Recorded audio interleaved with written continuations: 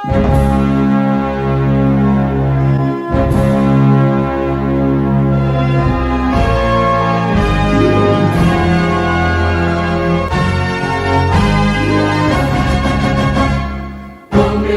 umum ini menyapa kita, ayo song-song dengan gembira. Pesta Demokrasi Akbar 5 tahunan sudah diambang pintu. Penentuan nasib Indonesia 5 tahun bahkan beberapa tahun ke depannya ditentukan pada tanggal 5 April 2004 mendatang. Hitam putihnya bangsa dipertaruhkan dalam pencoblosan yang berlangsung sehari itu. Pentingnya kegiatan tersebut otomatis butuh persiapan matang.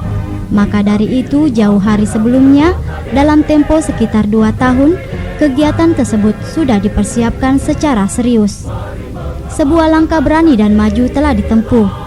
Tidak hanya dengan membenahi sistem guna menjamin kualitas penyelenggaraan, tetapi infrastruktur penyelenggaraan juga dibenahi. Dari segi sistem, penyelenggaraan pemilu 2004 dengan sistem proporsional terbuka menjadi pilihan. Tentunya dengan segala konsekuensi, kekurangan dan kelebihannya. Disadari setiap pilihan tentu punya konsekuensi. Begitu pula saat pilihan menggunakan sistem proporsional terbuka dalam pemilu mendatang. Akibatnya, setiap pemilih dalam pemilu mendatang adalah pemilih pemula.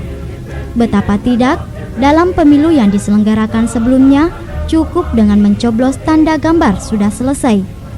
Maka pemilu mendatang menghendaki pemilih selain mencoblos tanda gambar partai, juga mencoblos nama calon yang dikehendaki pada partai tersebut. Ini dilakukan untuk benar-benar menjamin bahwa calon terpilih adalah pilihan rakyat.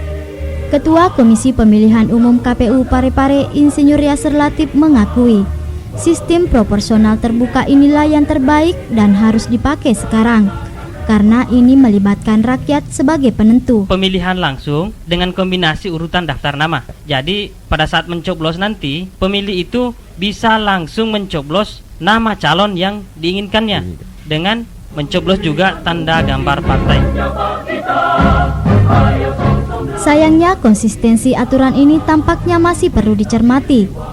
Pasalnya celah aturan ini masih menyisakan masalah, khususnya pada penentuan sah tidaknya surat suara. Saat pemilih hanya mencoblos tanda gambar partai, suara tetap dianggap sah. Namun jika hanya mencoblos nama calon tanpa mencoblos tanda gambar partai, suara dianggap batal. Fenomena ini kemudian dijadikan peluang bagi parpol untuk kembali menentukan calon yang duduk di legislatif. Peluang untuk mencoblos tanda gambar saja menjadi momen bagi partai untuk kembali merengkuh otoritas pemilih untuk menentukan siapa calon yang dikehendaki.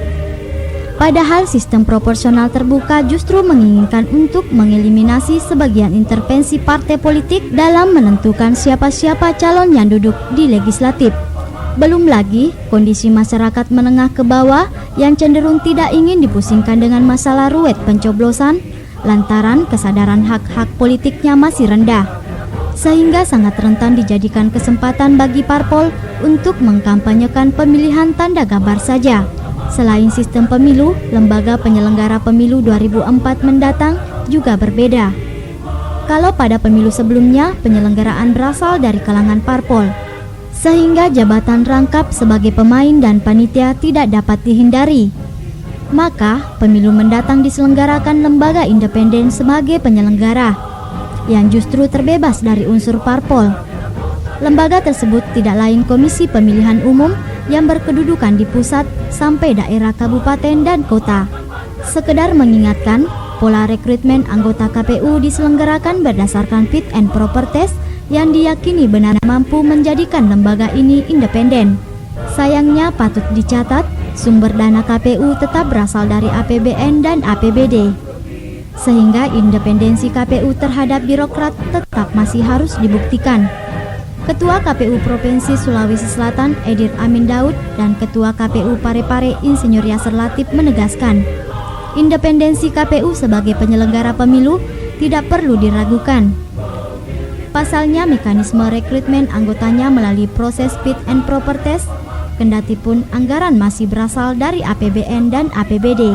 Sebagaimana diketahui, dana sosialisasi KPU ini sangat minim, kalau boleh dikatakan tidak ada.